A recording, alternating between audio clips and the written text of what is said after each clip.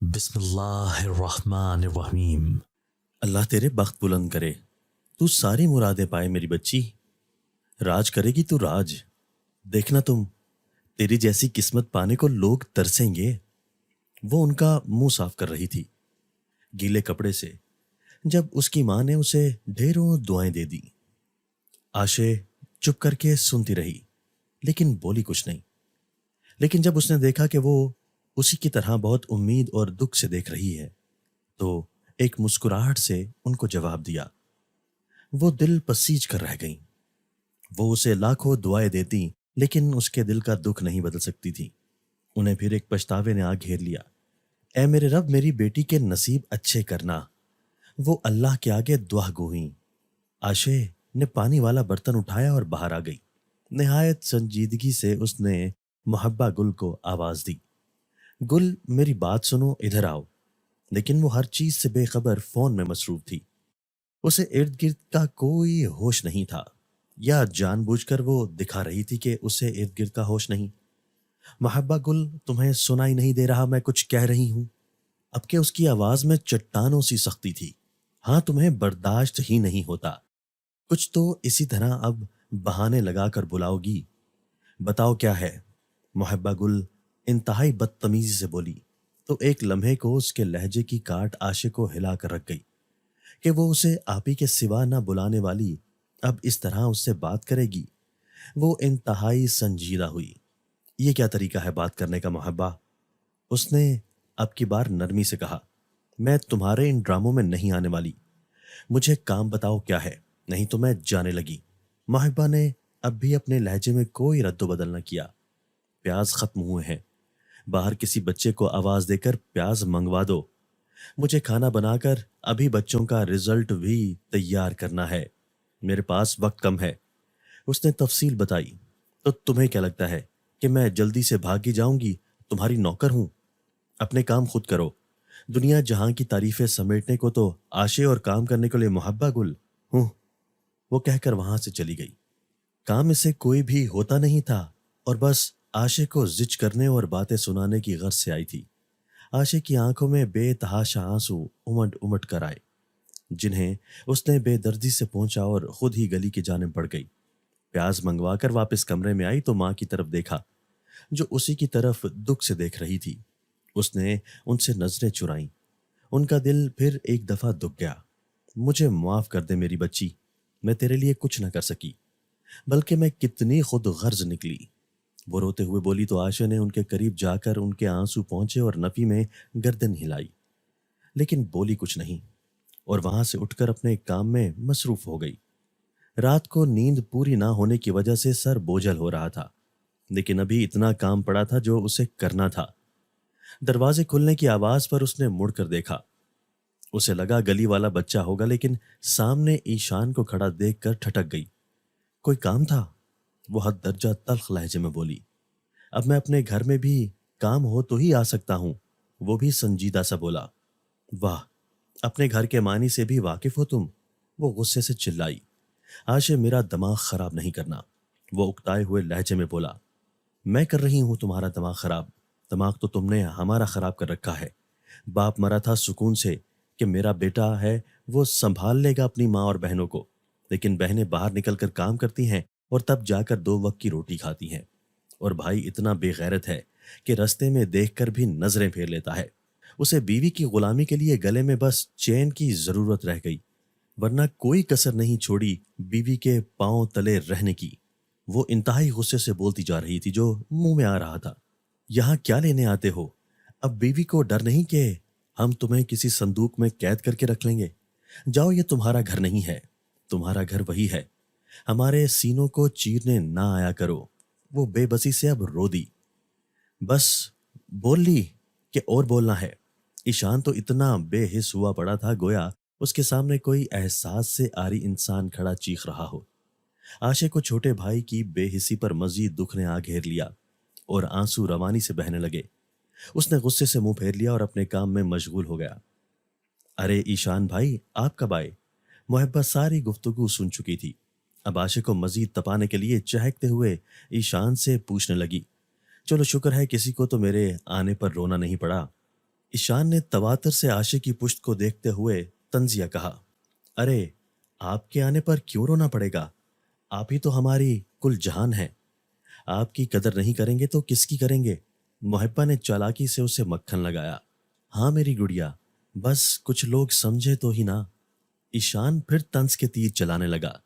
اچھا، سمن کا کچھ سامان تھا، وہ لینا تھا، میں لے کر آتا ہوں۔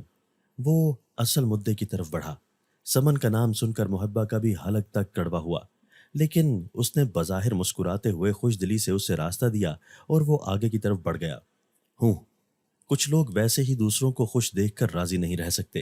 محبہ گل نے صفا کی لفظوں کے نشتر چلائے تو عائشہ کو مزید چپ لگ گئی۔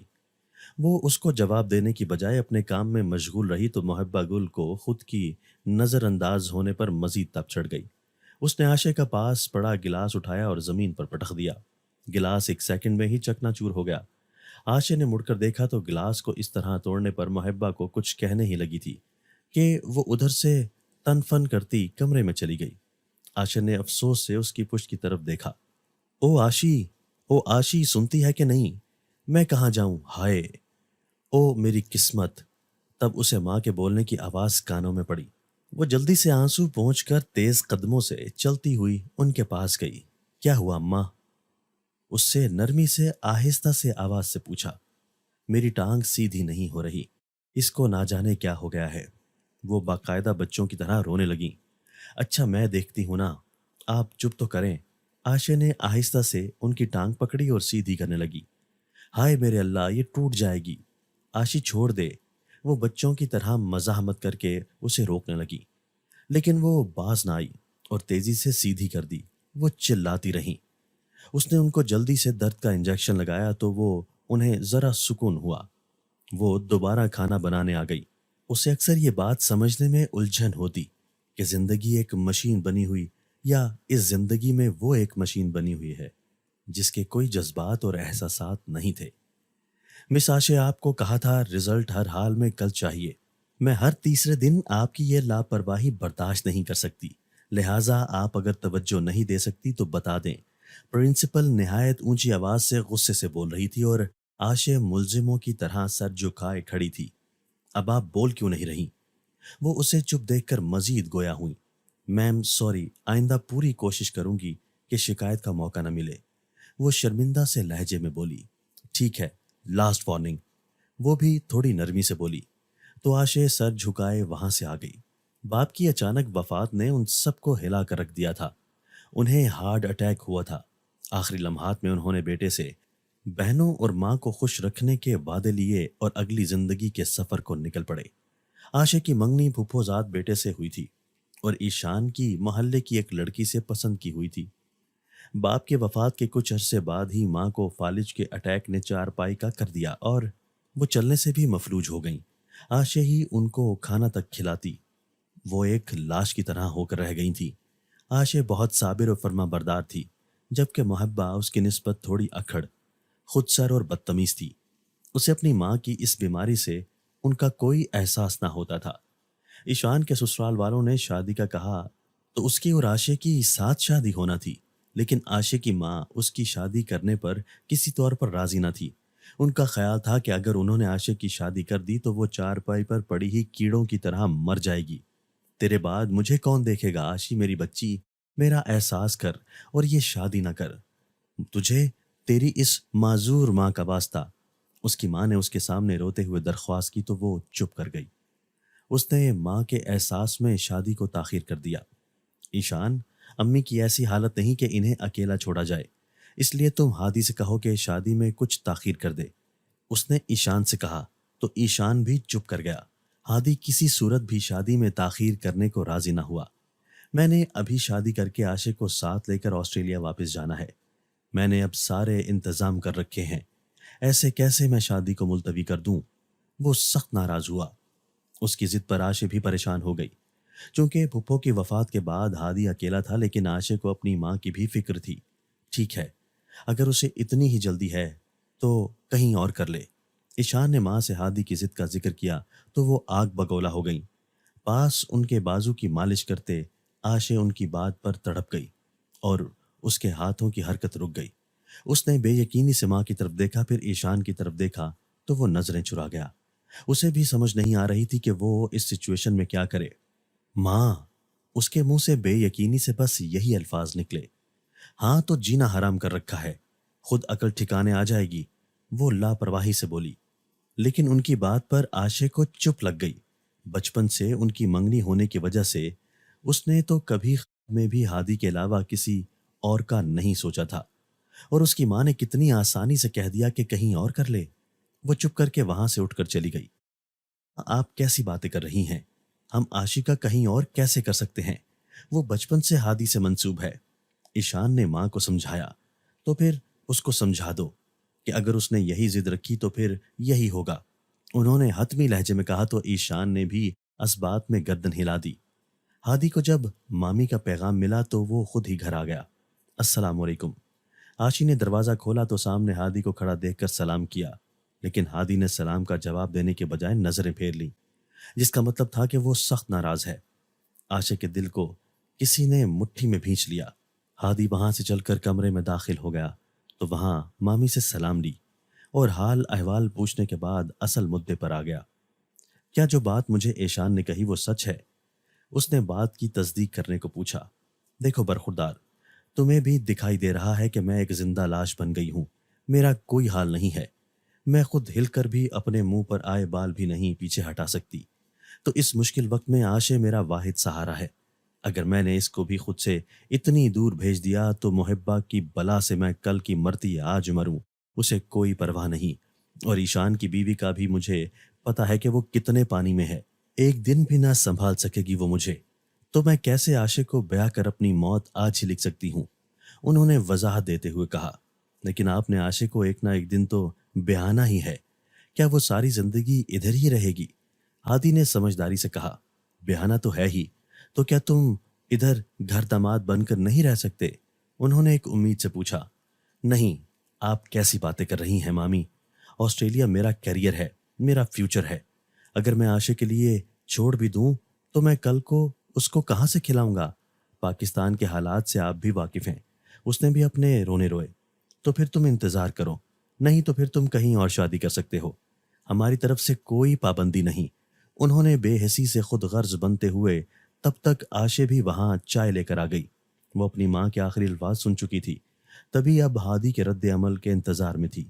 ایسے کیسے میں اپنی نسبت توڑ کر کہیں اور کر سکتا ہوں؟ اور میری ماں کی خواہش تھی کہ ان کی بھتیجی ہی ان کی بہو بنے۔ اس نے عاشق کی طرف دیکھتے ہوئے کہا، تو ٹھیک ہے، پھر تم محبہ سے شادی کر لو۔ ان کے الفاظ ان دونوں کے لیے کسی دھماکے سے کم نہ تھے۔ عاشق کے ہاتھ سے ہادی کو پکڑاتے ہوئے چائے کا کپ چھوٹ گیا اور گرم چائے اس کے پاؤں پر گر گئی، لیکن اسے ہوش کب تھی؟ اس کے دماغ میں بس یہی الفاظ گردش کر رہے تھے کہ تم محبہ سے شادی کر لو۔ ہادی ان سے کوئی بات بھی کیے بغیر عاشق کو ایک نظر غصے سے دیکھ کر وہاں سے چلا گیا۔ عاشق گمسم سی بیٹھی رہ گئی۔ اس نے شام ہی ہادی کو کال کی تو وہ بہت ناراض ہوا۔ عاشق بھی ماں سے ناراض رہنے لگی۔ ایشان کی شادی ہو گئی۔ کچھ دن بعد ہی اس کی بیوی نے لڑائیاں کرنا شروع کر دیں اور ایشان کو لے کر مائکے چلی گئی۔ ایشان بھی مکمل بیوی کا ہو کر رہ گیا اور ماں اور بہنوں سے مکمل بے خبر ہو گیا۔ کچھ عرصہ تو ہادی محبہ سے شادی کرنے والی بات پر آگ بگولا ہوا، پھر اس نے بھی اس بات پر سوچنا شروع کر دیا۔ محبہ کو جب یہ بات پتہ چلی تو وہ آسٹریلیا جانے کے دیکھنے لگی۔ اب جب بھی ہادی آتا وہ اس کے آگے پیچھے پھرتی اور خود بھی ہر دوسرے دن اس کے گھر چلی جاتی۔ عاشق سب دیکھتی رہتی لیکن کہتی کچھ نہ۔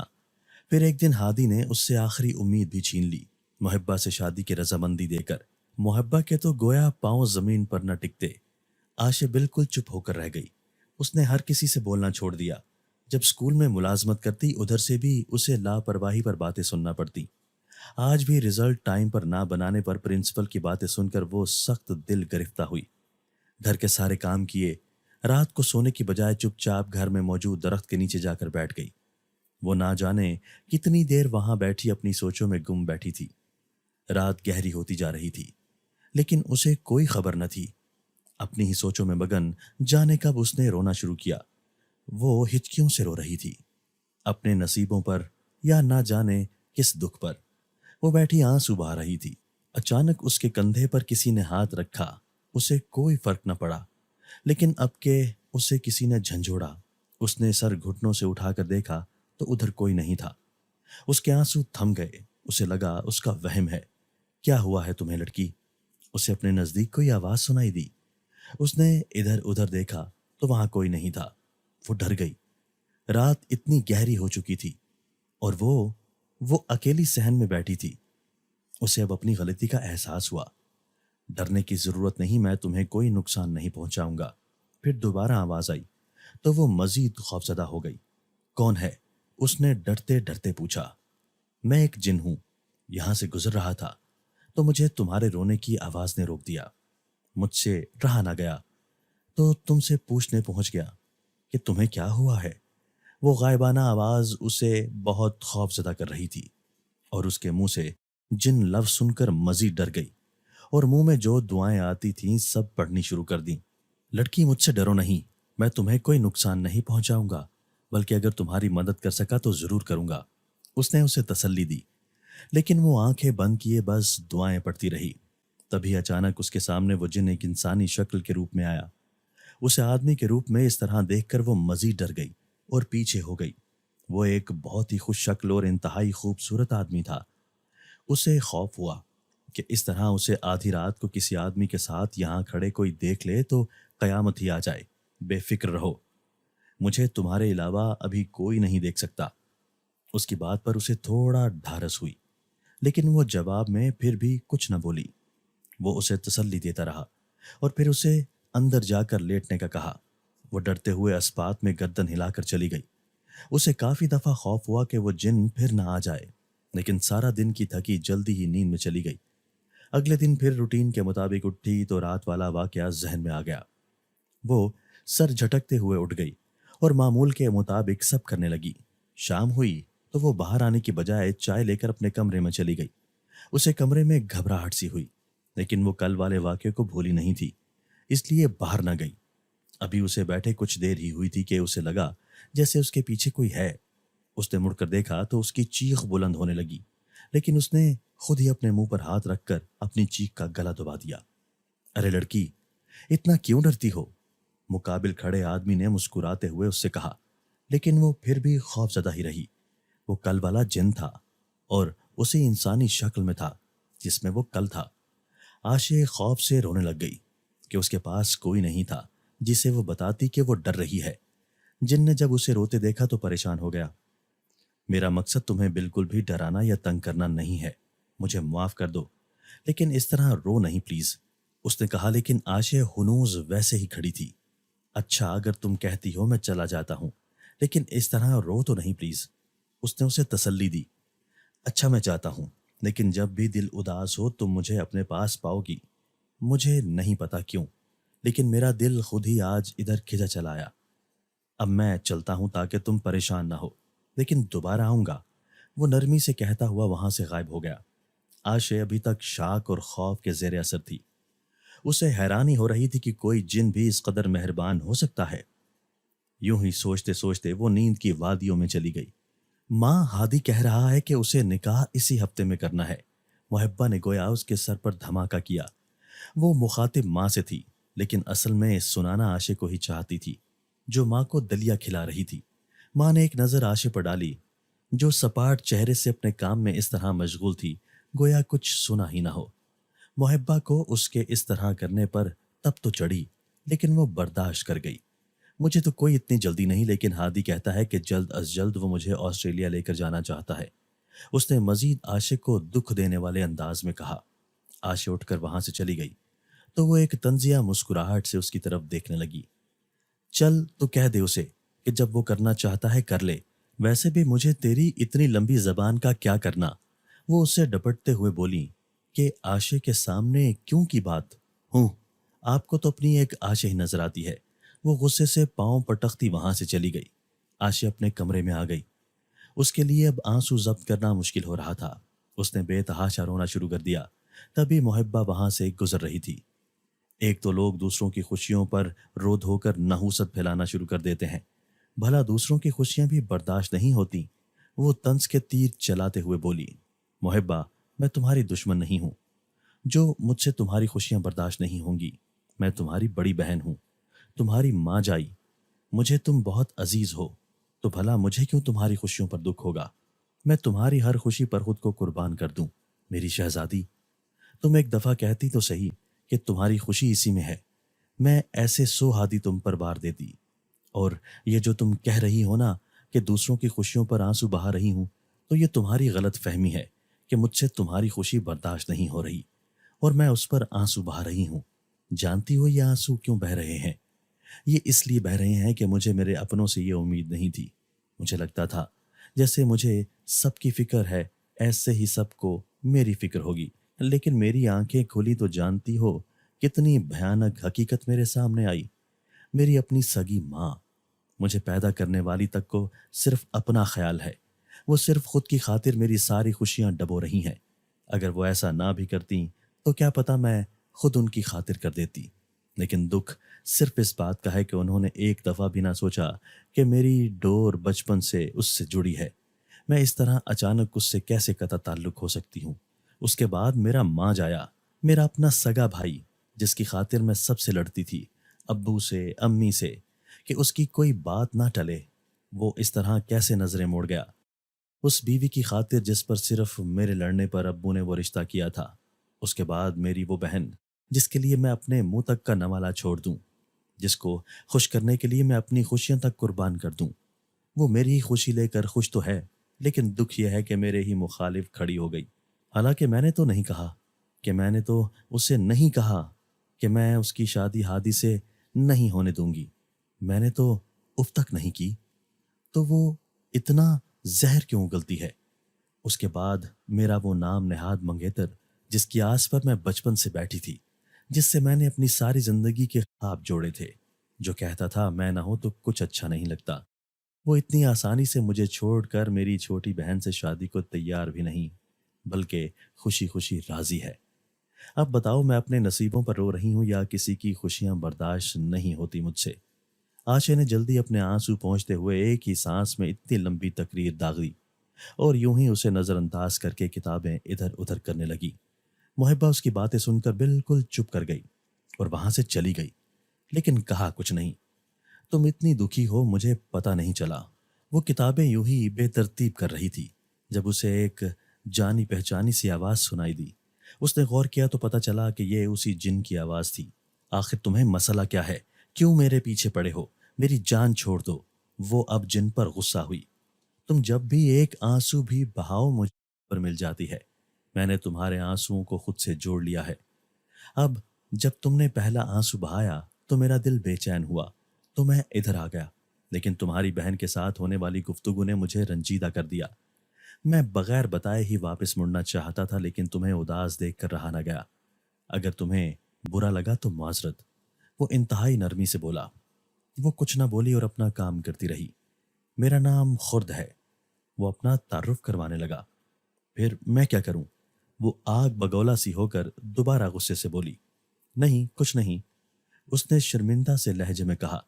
تو عاشق کو بھی احساس ہوا کہ وہ ایک جن سے اس طرح کہہ رہی ہے، کچھ بھی کر سکتا ہے۔ اس نے اپنی غلطی پر ہلکی سی سر کو نفی میں جنبش دی۔ میں کوئی خوفناک اور ظالم جن نہیں ہوں، بلکہ میرا باپ بہت رحم دل اور انسانوں کے ساتھ ہی رہنے والا تھا۔ جنات ان کی اس رحم دلی پر بہت کٹتے تھے۔ وہ انہیں انسانوں سے دور رہنے اور جیسے وہ خود انہیں تنگ کرتے تھے ویسے ہی تنگ کرنے پر اکساتے، لیکن میرا باپ نہ مانتا اور انہوں نے مجھے بھی خود جیسا بنایا۔ اب میری ماں اور باپ دونوں کا انتقال ہو گیا ہے۔ میں اکیلا رہتا تھا، لیکن جنات مجھے طرح طرح سے تنگ کرتے تھے، مجھے رحم دل نہ رہنے دیتے اور مجھے بھی لوگوں کو تنگ کرنے پر اکساتے، لیکن میں نے ان کی نہ مانی اور ان کی بستی چھوڑ آیا۔ انہوں نے پھر بھی میرا پیچھا نہ چھوڑا، لیکن پھر کئی سال اس طرح کر کے آخر اب میرا پیچھا چھوڑ دیا۔ اب میں آزاد ہوں، جہاں جو چاہوں کرتا ہوں، لیکن میں صرف انسانوں کی مدد کرتا ہوں، وہ بھی چھپ کر۔ میں نے اپنا آپ صرف تم پر عیاں کیا، وہ بھی اس رات۔ نہ جانے کیا تھا تمہاری ہچکیوں میں کہ مجھ سے رہا نہ گیا۔ میں چاہتا تو یوں ہی پتہ لگوا کر تمہاری انجانے میں مدد کر سکتا تھا، لیکن میرا دل کیا میں تم سے باتیں کروں اور پوچھوں کہ آخر کیا ہوا ہے۔ میں چاہتا تھا تم مجھے خود بتاؤ، لیکن تم نہ جانے کیوں مجھ سے اتنی خار کھاتی ہو۔ وہ افسردہ سے لہجے میں بولا تو عائشہ احساسات سے گوندھی لڑکی کو اس پر ترس آ گیا۔ وہ بس یوں ہی میں بول دیتی۔ اس نے پہلی دفعہ اس سے کوئی بات نارمل انداز میں کی، وہ بھی خوش ہو گیا۔ کوئی بات نہیں، اس نے خوشی سے کہا۔ اس طرح وہ وہیں بیٹھ کر اس سے اتنی دیر باتیں کرتی رہی، اسے وقت کا پتہ نہ چلا اور شام ہو گئی۔ ماں کو نشہ آور گولی کھلانے کی وجہ سے وہ ابھی تک سوئی تھی۔ خود اس سے اجازت لے کر دوبارہ آنے کا کہہ کر چلا گیا۔ وہ کمرے سے باہر آئی تو ماں ابھی تک سو رہی تھی۔ اس نے محبہ کے کمرے میں جھانکا تو وہ بھی منہ سر لپیٹ کر لیٹی تھی، نہ جانے سو رہی تھی یا سونے کی کوشش کر رہی تھی۔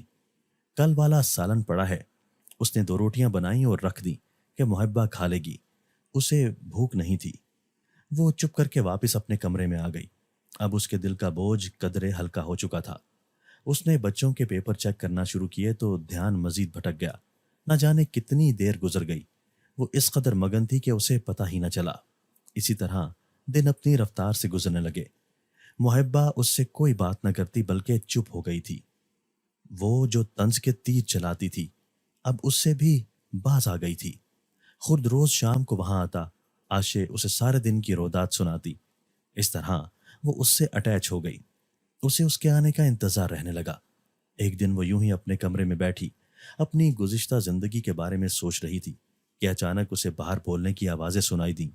وہ اٹھ کر باہر گئی تو سامنے ایک انجان لڑکی کھڑی تھی جس سے محبہ تیار ہو رہی تھی، اور ہادی فون کان کے ساتھ لگا کر ساتھ ساتھ باتوں میں مشغول کسی بات پر ہنس رہا تھا۔ جب اس کی نظر عاشق پہ پڑی تو اس کی ہنسی وہیں رک گئی۔ محبہ نے بھی دیکھا تو ایک لمحے کو اس کے دل کو بھی کچھ ہوا، لیکن اس نے سر جھٹک کر ہادی کے چہرے کے تاثرات پر غور کیا تو وہ قدرے ڈسٹرب دکھائی دیا۔ محبہ کے لیے یہ صورتحال ناقابل برداشت تھی، لیکن وہ کچھ نہ بولی، نارمل انداز میں تیار ہوتی رہی۔ نہ جانے عائشہ کی اتنی لمبی تقریر کا اثر تھا یا کیا تھا کہ وہ کچھ بولنے کی بجائے چپ کر گئی۔ ہمارا آج شام نکاح ہے، ہادی نے خود ہی عائشہ کو مخاطب کر کے کہا۔ اچھا، عائشہ نے بس ایک لفظ کا ہی جواب دیا۔ آپ بھی تیار ہو جائیں۔ نہ جانے پھر محبہ کے دل میں کیا آئی کہ وہ بول پڑی، لیکن اس کے لہجے میں کوئی طنز وغیرہ نہیں تھا۔ لیکن میرا ابھی اسکول کا کام پڑا ہے، میں نے وہ دیکھنا ہے، تم تیار ہو جاؤ، نکاح تمہارا ہے۔ وہ بھی اپنے لہجے کو نارمل رکھتے ہوئے لفظوں پر زور ڈال کر بولی، اور وہاں رکی نہیں بلکہ واپس کمرے میں چلی گئی۔ ہمیشہ کی طرح آنسوؤں پر پھر اختیار نہ ہوا تو رونا شروع کر دیا۔ پہلا آنسو ہی آنکھوں سے نکلنے پر خود وہاں پر آ گیا۔ اب کیا ہو گیا؟ اس نے اسے روتے دیکھ کر پوچھا تو عائشہ نے اسے وہ ہادی کے نکاح کا بتایا، جسے سن کر خود نے افسوس کیا۔ اچھا، تم کیوں بے حس لوگوں کے لیے دکھی ہوتی ہو؟ اس نے تسلی دی۔ میں کروں گا تم سے شادی، اس نے اچانک کہا تو عائشہ کو لگا وہ مذاق کر رہا ہے۔ اس نے اس کے چہرے کی طرف دیکھا تو وہ بے حد درجہ سنجیدہ تھا۔ مطلب؟ عائشہ نے بات کی تصدیق کے لیے پوچھا۔ مطلب یہ کہ میں تم سے شادی کروں گا۔ اس نے دوبارہ بات دہرائی۔ ایک انسان اور جن کی شادی ناممکن ہے، وقتی ہمدردی دکھانے کا کوئی اور طریقہ دیکھیں۔ وہ حد درجہ تلخ ہوئی۔ کوئی بھی بات ناممکن نہیں ہے، اس نے نرمی سے کہا۔ میں انسانوں کی دنیا میں رہتی ہوں، میرے لیے ہر بات ناممکن ہے۔ وہ پھر تلخ ہوئی اور وہاں سے اٹھ کر ماں کے کمرے میں چلی گئی۔ خود کو بھی وہاں بیٹھنا مناسب نہ لگا، وہ وہاں سے چلا گیا۔ یوں شام میں محبہ اور ہادی کا نکاح ہو گیا۔ عائشہ بھی نکاح کے وقت وہیں موجود رہی، لیکن اب اس کے آنسو نہ نکلے، کیونکہ وہ رو کر ہادی کو کسی خوش فہمی اور محبہ کو کسی غلط فہمی میں مبتلا نہیں کرنا چاہتی تھی۔ ایشان بھی آیا ہوا تھا اور سمن بھی۔ ان دونوں نے ہی عائشہ سے کوئی بات نہ کی۔ عائشہ نے بھی ان کو بلانے کی کوشش نہ کی، بلکہ اس نے کسی کو بھی بلانے کی کوشش نہ کی اور خاموش تماشائی بن کر سب دیکھتی رہی۔ اس کے لیے یہ سچویشن ناقابل قبول تھی۔ اس نے کبھی خواب میں بھی ایسا نہیں سوچا تھا۔ ہادی بار بار اس کے چہرے کی طرف دیکھتا کہ شاید کوئی دکھ کے آثار نظر آئیں، لیکن وہ سپاٹ نظروں سے سب دیکھتی رہی، جیسے اس کے لیے سب ایک ڈرامہ ہو جو چل رہا ہے اور وہ دیکھ رہی ہے۔ سب کے اپنے اپنے گھروں میں جانے کے بعد محبہ بھی خاموشی سے اپنے کمرے کی طرف چل دی۔ عائشہ بھی ادھر ہی خاموشی سے بیٹھی تھی۔ ادھر آ میرے پاس۔ سب کے جانے کے بعد اس کی ماں نے اسے اپنے پاس بلایا۔ مجھے معاف کر دے میری بچی۔ وہ اس کے سامنے ہاتھ جوڑنے لگیں تو عائشہ لاکھ ان سے ناراض تھی، لیکن ان کے اس طرح ہاتھ جوڑنے پر تڑپ اٹھی اور جلدی سے ان کے ہاتھ پکڑ کر اپنے ہاتھوں میں لے کر چومنے لگی اور خود بھی ساتھ رونے لگی۔ اس کے آنسو نکلتے ہی ادھر خود آ گیا۔ عائشہ کیوں رو رہی ہو؟ ہمیشہ کی طرح اس نے وہی سوال دہرایا۔ عائشہ نے جلدی سے ماں کی طرف دیکھا۔ نہیں، انہیں کچھ نہیں سن رہا، اس نے جلدی سے کہا تو عائشہ کی اٹکی ہوئی سانس بحال ہوئی۔ عائشی، میری بچی، میری جان، میرا خود کا دل درد سے پھٹا جا رہا ہے۔ میں کتنی خود غرض ماں ہوں، اپنی بچی کی خوشیاں کھا گئی۔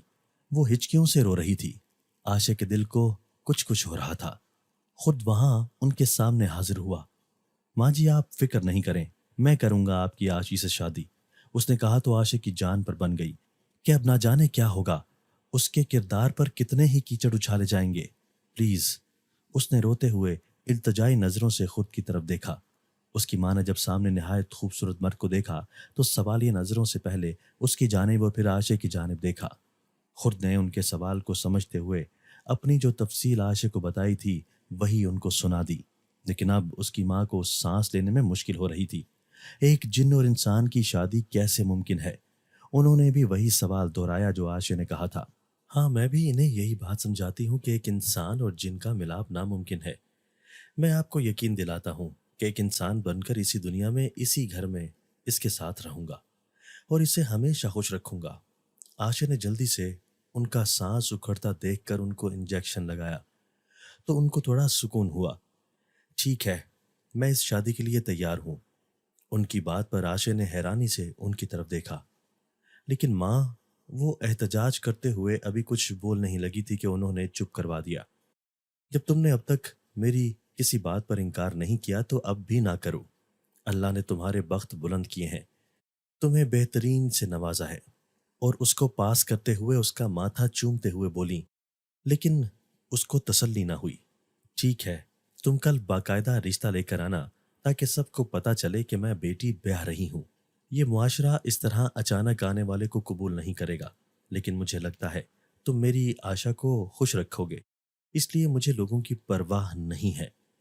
وہ بیٹی کی خوشیوں کی دشمن نہیں تھی، تھوڑی سی خود غرض ہو گئی تھی، لیکن اب ٹھیک تھی۔ اگلے دن خود ایک جاننے والے جن اور اس کی بیوی جو کہ اس طرح کے اچھے تھے، ان کو انسانوں کے روپ میں دور کسی شہر کا باسی کہا۔ محبہ اس اچانک رشتے پر بہت حیران ہوئی۔ اس نے عائشہ کے چہرے پر ٹٹولنے کی کوشش کی کہ کیا وہ ان کو جانتی ہے؟ ایسے کیسے ایک لڑکا یوں ہی منہ اٹھا کر رشتہ لے آیا؟ محبہ نے اچنبے سے کہا تو عائشہ چپ رہی۔ آپ کو اس رشتے کے بارے میں علم تھا؟ اس نے سوالیہ لہجے میں پوچھا۔ نہیں، میں لا علم ہوں، مجھے علم نہیں۔ چونکہ عائشہ کو معلوم تھا تو اس لیے وہ ان سوالوں کے لیے تیار تھی، لیکن خود نے یہی بتایا کہ اس نے عائشہ کو اسکول سے فنکشن میں دیکھا تھا، اس لیے ایک ٹیچر کے ذریعے وہ اس کے گھر تک پہنچا ہے۔ تو سب مطمئن ہو گئے۔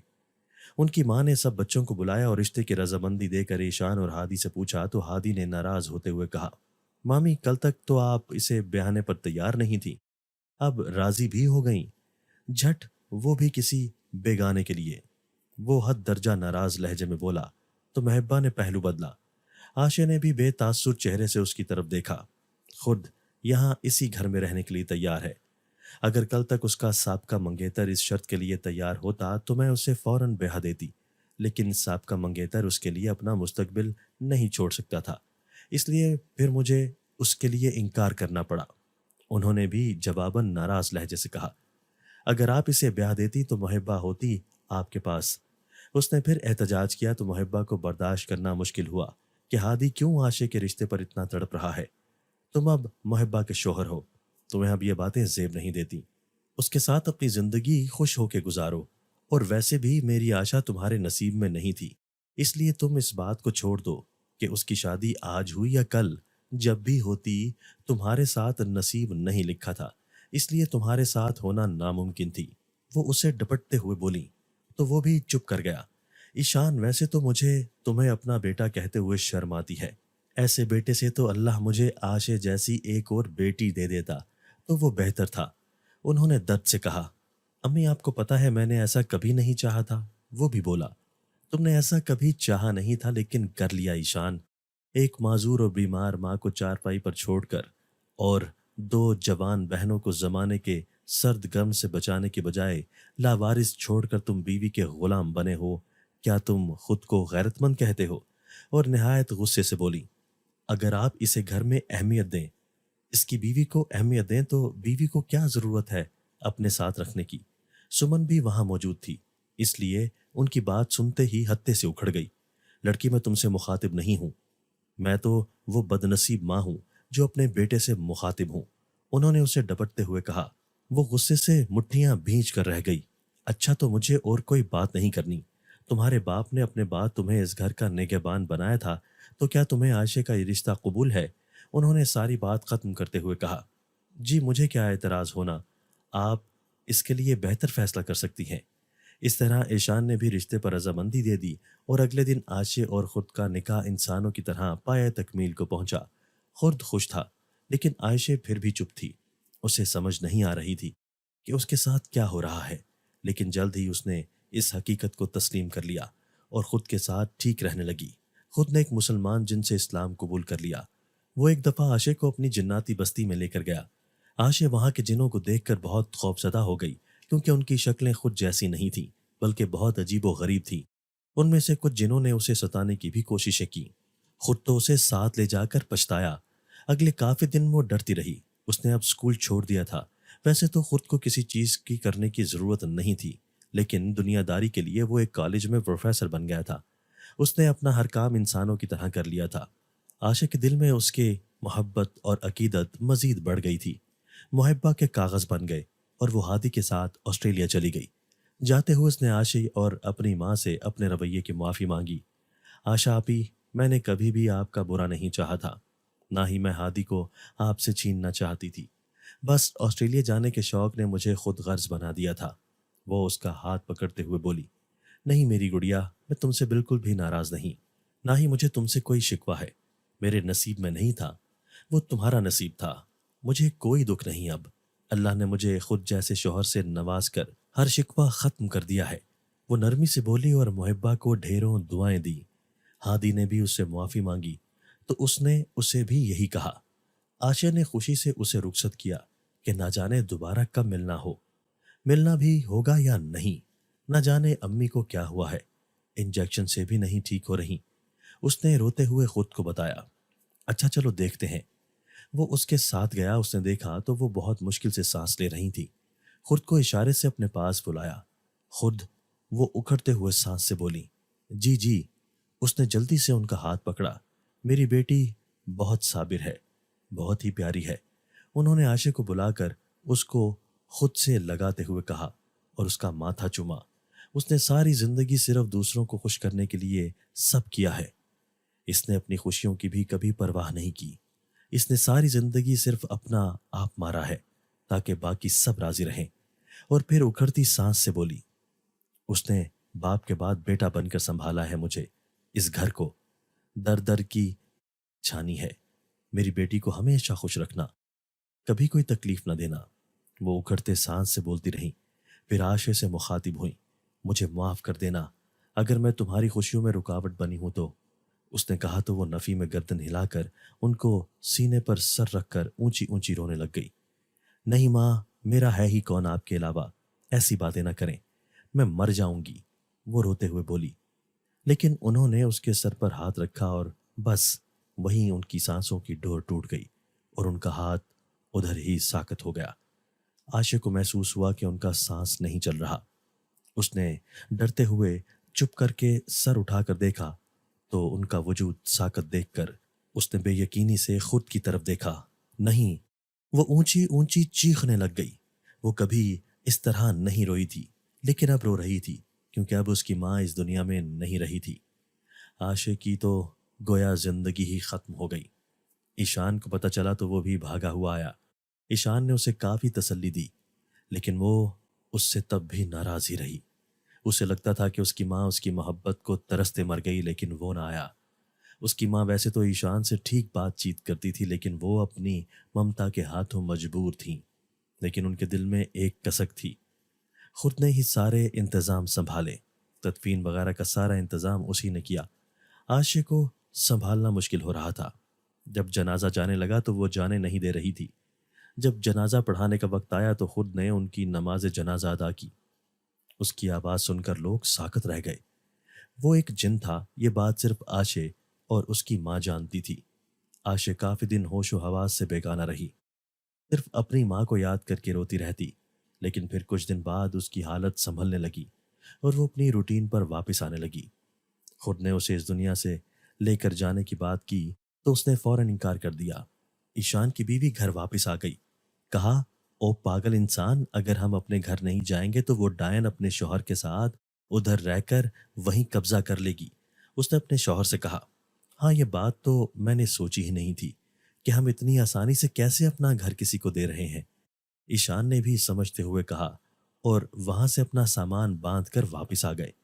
آج تمہیں چاہے میری بات بری لگے، لیکن اب ہم اپنے گھر میں آ گئے ہیں اور امی بھی نہیں ہیں جنہیں تم نے سنبھالنا ہوتا، تو تم اب اپنے اصل گھر جا سکتی ہو۔